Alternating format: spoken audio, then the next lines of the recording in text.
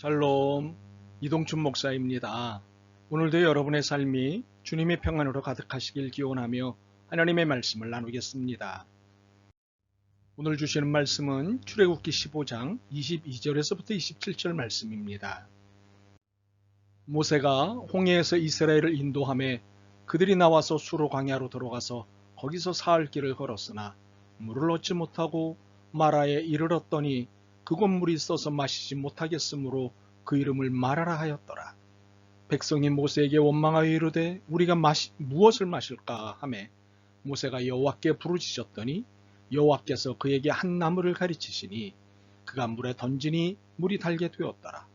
거기서 여호와께서 그들을 위하여 법도와 율례를 정하시고 그들을 시험하실세 이르시되 너희가 너희 하나님 나 여호와의 말을 들어 순종하고 내가 보기에 의를 행하며 내 계명에 귀를 기울이며 내 모든 규례를 지키면 내가 애굽 사람에게 내린 모든 질병 중 하나도 너희에게 내리지 아니하리니 나는 너희를 치료하는 여호와임이라. 그들이 엘림에 이르니 거기에 물샘 12과 종려나무 70그루가 있는지라. 거기서 그들이 그 물 곁에 장막을 치니라. 아멘. 출애굽기 15장 22절에서부터 27절 말씀을 본문으로 문제가 있는 곳에 기적이 있습니다 라는 제목으로 출애굽기 26번째 시간의 말씀을 나누도록 하겠습니다. 인간에게 망각의 기능이 있다는 것은 참 다행스러운 일입니다. 모든 것을 다 기억하며 살다가는 과부하가 걸려 죽을 테니까요. 우리의 경험에는 좋은 것만 있는 것이 아니라 나쁜 것, 괴로운 것도 있습니다. 이것들 중 좋은 경험은 기억하고 싶지만 나쁜 경험, 괴로운 경험은 기억하고 싶지 않은 것이 인지상정입니다. 이런 면에서 나쁜 경험, 괴로운 경험을 망각할 수 있는 것은 참 다행스러운 일입니다. 그런데 덩달아 좋은 경험까지 망각한다는 것은 다행스럽지 않습니다. 물론 좋은 경험도 족쇄가 될 수도 있습니다. 과거에 매여 살게 하여 미래로 나아가지 못하게 할 수도 있기 때문입니다. 그러나 오늘의 본문과 같은 상황에선 기억이 생생해야 합니다. 무슨 소리냐고요? 이스라엘이 지금 들어선 길은 수르 광야를 지나 마라라는 곳입니다. 홍해를 건넌 지 사흘이 지난 날입니다. 그런데 문제가 생겼습니다. 사흘째 물을 얻지 못한 곳입니다. 200만 명이 넘는 사람이 물 한 모금 얻지 못하고 사흘이 지났습니다.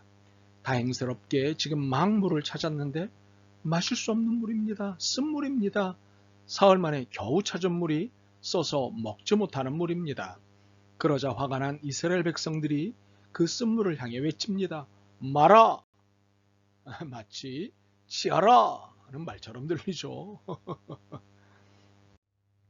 그들은 쓴물을 향해 마라라 칭하고는 모세를 원망하기 시작합니다. 우리가 무엇을 마실까? 이는 이런 뜻의 원망입니다. 당신이 우리에게 겨우 쓴물 주려고 여기로 데려왔소? 분명 적과꿀이 흐르는 곳으로 데려가 준다고 해서 따라온 것 아니요? 그런데 겨우 쓴물이요? 이 질문은 대단히 격앙된 질문입니다. 사흘 전 홍해를 건넌 직후 찬양을 올리던 그 모습이 아닙니다. 무조건 고맙습니다 하던 그 태도가 아닙니다. 이는 홍해를 건너기 전 애국 군대의 추격이 코앞에 닥치자 터뜨렸던 그 원망입니다. 출애굽기 14장 11절이죠. 애굽에 매장지가 없어서 당신이 우리를 이끌어내어 이 광야에서 죽게 하느냐? 어찌하여 당신이 우리를 애굽에서 이끌어내어 우리에게 이같이 하느냐? 우리가 눈여겨보면 이스라엘이 모세를 만난 이후 애굽에서부터 지금까지 총 3번의 위기를 만났습니다. 첫 번째 위기는 모세가 바로를 첫 번째 면담하고 나왔을 때입니다. 모세와 바로의 면담 뒤 이스라엘의 고역은 한층 더 극심해졌던 위기입니다. 이 위기 때 그들은 모세를 엄청 원망했습니다. 두 번째 위기는 지금으로부터 사흘 전에 있었던 위기로 뒤에는 애굽의 병사의 추격이 앞에는 홍해의 장벽이라는 진퇴양난의 위기였습니다. 이 위기 때도 그들은 모세를 엄청 원망했습니다. 세 번째 위기는 오늘입니다. 사흘 만에 겨우 발견한 물이 쓴물입니다. 이 위기에 그들은 모세를 엄청 원망합니다. 그런데 이들이 첫 번째 위기에서 보인 반응은 그렇다 치더라도 두 번째, 세 번째 위기에서 보인 반응은 이해하기가 쉽지 않습니다. 여러분, 두 번째 위기는 언제 나타난 위기입니까? 10가지 재앙이라는 기적을 경험한 뒤 나타난 위기입니다. 그러므로 이 엄청난 하나님의 능력을 경험한 뒤라면 두 번째 위기인 애국 군대 추격에 대해 초연까지는 아니더라도 하나님을 믿고 따를 수 있지는 않겠습니까? 또한 세 번째 위기는 언제 온 것입니까? 홍해의 대기적을 경험한 지 사흘 만에 온 위기 아닙니까? 그렇다면 아직도 그 기적의 기억이 생생할 텐데 어찌 이렇게 원망을 할까요? 이것이 바로 인간입니다.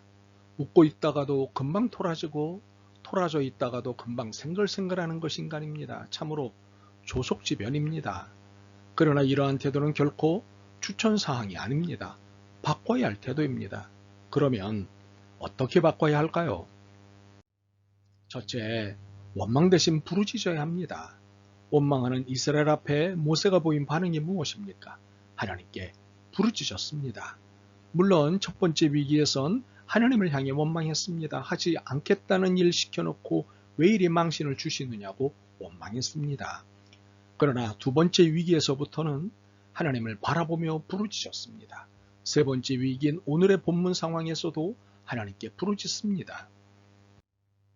이스라엘이 보인 반응과 모세가 보인 반응의 차이가 무엇입니까? 원망과 간구입니다. 백성들은 원망했지만 모세는 기도했습니다. 모세의 귀에는 분명 여러 가지 소리가 들렸습니다. 백성들의 원망, 절망, 후회의 목소리가 들렸습니다. 200만 명이 한꺼번에 원망과 불평한다고 생각해 보십시오. 얼마나 큰 소리로 들렸겠습니까? 여기에다 600필의 말발굽 소리와 함께 6만의 애국 군인들의 소리는 압도적이었습니다. 거기에 홍해의 파도 소리까지 가중되어 더욱 불안한 상황이었음이 분명합니다. 모세가 아무리 강심장이더라도 쓰러질 상황입니다. 누구라도 쓰러질 상황입니다. 그런데 이러한 끔찍한 상황에서 모세가 보인 모습은 무엇입니까? 기도입니다. 오직 하나님만 바라보며 부르짖었습니다. 그 결과 쓴물이 단물이 되는 기적을 만났습니다. 문제가 변하여 기적이 일어났습니다. 원망으로는 문제만 키울 뿐 해결책이 나타나지 않습니다. 해결책은 기도에 있습니다. 여러분은 문제 앞에 원망하는 사람이 아니라 문제를 기적으로 만드는 기도의 사람이길 축복합니다. 둘째, 우리가 바꿔야 할 것은 문제를 바라보는 우리의 태도입니다. 문제는 분명 위기입니다. 그런데 위기란 단어는 위험과 기회라는 두 단어가 합해진 단어입니다. 그러므로 위기가 찾아왔을 때 우리는 선택해야 합니다. 위기를 위험으로 여길 것인가 아니면 기회로 여길 것인가를 선택해야 합니다. 모세가 만난 것은 위기입니다. 분명히 문제를 만났습니다. 그러나 그는 이것을 위험으로 간주하지 않았습니다. 해결할 수 있는 것으로 여겼습니다. 그래서 기도했습니다. 아니, 자신은 해결할 수도 없고 해결책도 찾을 수 없지만 하나님은 해결자이심을 믿은 것입니다. 하나님의 기적을 경험할 수 있는 기회로 여긴 것입니다. 그래서 기도했습니다. 셋째, 문제는 기적을 낳는다는 믿음으로 바꾸십시오. 문제가 없으면 기적은 일어나지 않습니다. 홍해가 없는데 어찌 홍해가 갈라질 수 있겠습니까? 쓴물이 없는데 어찌 단물로 변할 수 있겠습니까? 이처럼 문제가 있기 때문에 기적이 나타나는 것입니다. 이스라엘은 사흘씩이나 물이 없는 문제를 만났습니다. 그리고 겨우 찾은 물이 쓴물이라는 문제였습니다. 모세는 200만 명의 원망을 들어야 하는 문제를 만났습니다. 이러한 문제 앞에 펼쳐진 것이 기적입니다. 물론 모세는 기도했습니다. 모세가 기도하지 않았더라면 기적은 일어나지 않았을 것입니다. 하나님이 해결해 주실 것이라는 믿음이 없었더라면 기적은 일어나지 않았을 것입니다. 그러나 무엇보다 문제가 있었기에 기도했고 기적이 일어났던 것입니다. 그런데 이러한 기적이 하나님께는 일상적인 일이시라는 것입니다. 오늘날 말똥구리 한 마리가 짐승의 배설물로 작은 공을 만들어 언덕 위로 옮기고 있는 것을 보았습니다. 그런데 조그만 언덕배기를 넘기지 못하고 자꾸 굴러 떨어집니다. 하도 안쓰러워서 삽으로 그것을 푹 떠다 그들이 사는 집 문에다 옮겨다 주었습니다. 이때 말똥구리에겐 기적이 일어난 것입니다. 엄청난 사건이 일어난 것입니다. 그런데 그들에겐 기적이지만 저에게는 그것이 별것 아니었습니다. 아주 간단한 일이었습니다. 삽으로 옮겨준 것이 전부였기 때문입니다. 우리가 살면서 수많은 기적을 만납니다. 그러나 하나님이 볼 때 그것은 기적이 아닙니다. 하나님이 미소를 지을 만한 사건입니다.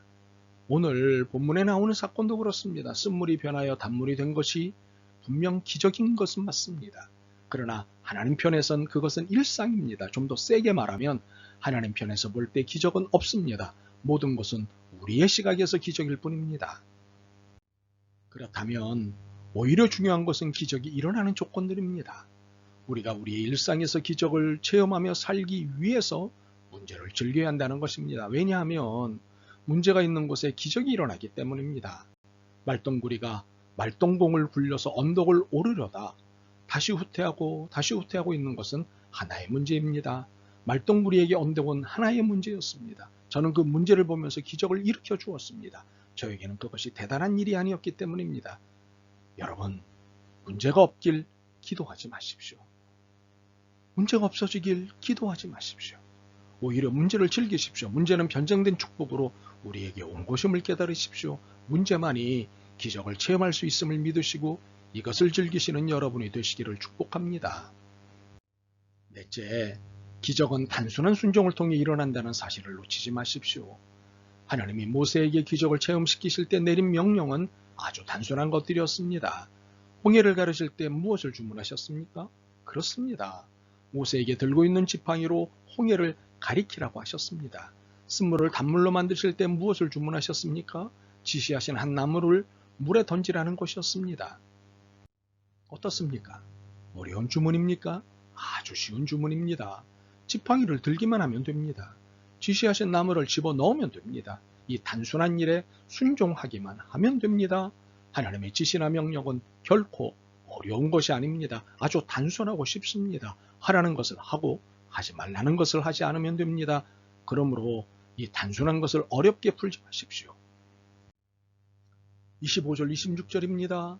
거기서 여호와께서 그들을 위하여 법도와 율례를 정하시고 그들을 시험하실세 이르시되 너희가 너희 하나님 여호와의 말을 들어 순종하고 내가 보기에 의를 행하여 내 계명에 귀를 기울이며 내 모든 규례를 지키면 내가 애굽 사람에게 내린 모든 질병 중 하나도 너희에게 내리지 아니하리니 나는 너희를 치료하는 여호와임이니라. 이 말씀이 의미하시는 바가 무엇입니까? 순종하라는 것입니다. 주님의 말씀에 단순히 순종하기만 하면 모든 문제를 해결해 주신다고 하셨습니다. 치료하는 여호와는 문제를 해결해 주시는 여호와란 뜻입니다. 그러므로 신앙생활을 복잡하게 하지 마십시오. 단순하게 하십시오.